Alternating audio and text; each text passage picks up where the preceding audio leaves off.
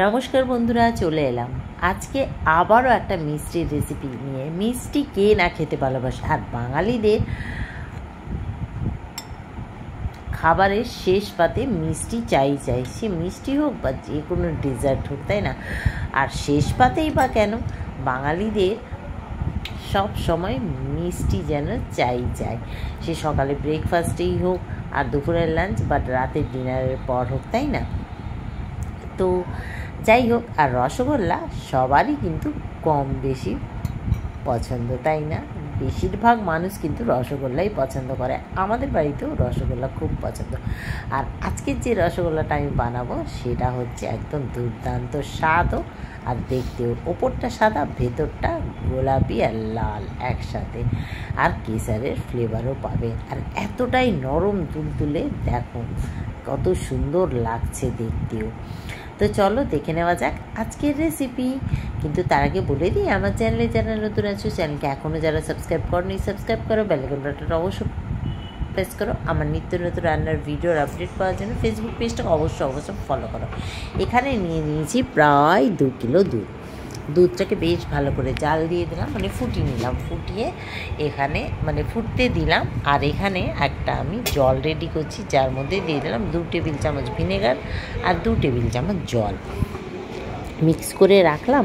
আর দুধটা দেখো একটু প্যাচুলা দিয়ে নাড়াচ্ছি, বেশ ভালো করে টকবক করেই ফুটছে। আর দুধটা আগে থেকে আমার ফোটানো ছিলই। তো ব্যাস, দুধটা ফুটে গেছে, গ্যাসটাকে অফ করে দিলাম। গ্যাসটাকে অফ করে 2 মিনিট একটু চালিয়ে নিলাম। 2 মিনিট একটু চালিয়ে, যাতে ওপরে শর্টটা না বসে সেজন্য চালিয়ে নিলাম। তারপরে ওই যে জলটা মিক্স করে রেখেছি, ভিনেগার আর জল, সেটাকে দিলাম। দিয়ে আস্তে আস্তে নাড়তে নাড়তে দেখো একদম ছানায় পরিণত হয়ে গেছে। খুব সুন্দরভাবে একদম ছানা রেডি হয়ে গেল। তারপরে এটাকে একটা ছাঁকনিতে ছেঁকে নিলাম। আমি কোনো কাপড় ব্যবহার করছি না, ডাইরেক্ট ছাঁকনি। তারপরে ওপর থেকে একটু ঠান্ডা জল দিয়ে এটাকে ধুয়ে নিলাম বেশ ভালো করে। ব্যাস, এইভাবে আমি 10 মিনিট ছাঁকনির মধ্যে রেখে দেবো, 10 থেকে 15 মিনিট। আর যতটা জল চিপে চিপে বার করা যায় বের করে নিলাম। আর এইভাবে 10 মিনিট রেখে দেবো, কিন্তু ঠান্ডা জল দিয়ে ধুতে হবে, তাহলে টক ভাবটা বেরোবে না।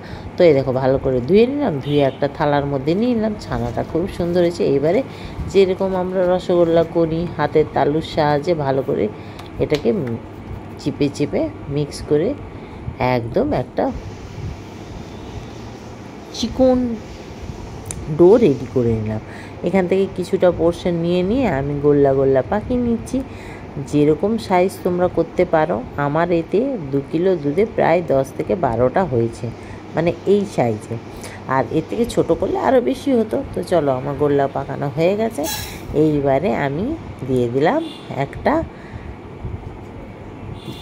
পাত্রে চিনিটা এখানে আমি একটু কম নিয়েছি। 1 কাপ চিনি নিয়েছি, আর আমি 5 কাপ জল দিয়েছি। কেন চিনিটা কম নিয়েছি সেটা আমি পরে বলবো।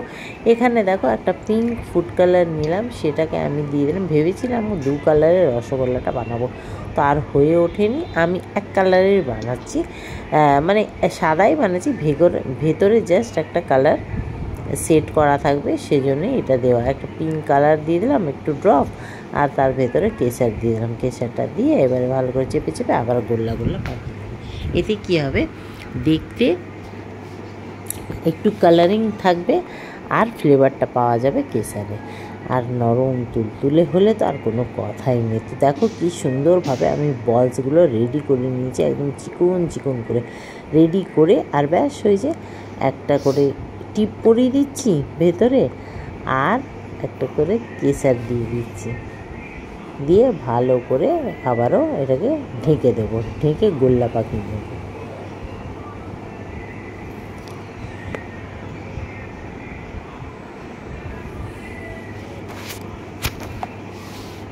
তো চলো, এইভাবে সবগুলো আমি মোটামুটি রেডি করে নিলাম।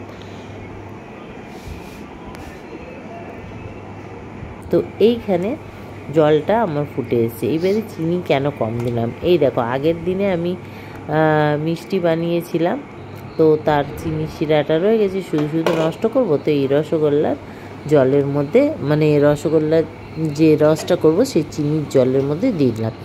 তো না হলে 2 কাপ চিনি আমি ব্যবহার করতাম, তো 1 কাপ চিনি আর এই রসটা দিয়ে দিলাম, দিয়ে 2টো এলাচও দিয়ে দিলাম। দিয়ে এবারে যেই জলটা টকবক করে ফুটতে আরম্ভ করবে সেই সময় একটা একটা করে বলস এর মধ্যে দিয়ে দেবো। ব্যাস, দেওয়া কমপ্লিট।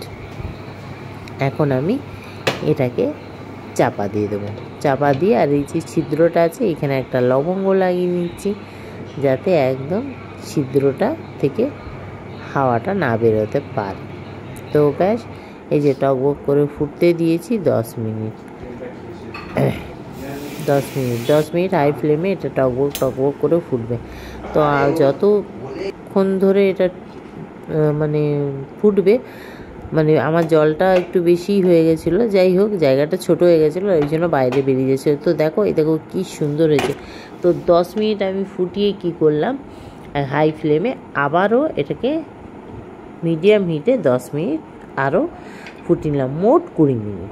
তারপরে ব্যাস একটু চাপা দিয়ে 10 থেকে 15 মিনিট রেখে দিয়েছিলাম রসে। তো দেখেছো, মনে হচ্ছে না পুরো দোকান থেকেই কিনে আনা, কালারটাও কি সুন্দর লাগছে। আর দেখো এই যে চিপলে আবার সে তার জায়গায় চলে আসছে, তার মানেই বুঝবে যে একদম পারফেক্ট রসগোল্লা হয়েছে, একদম স্পঞ্জের মতো।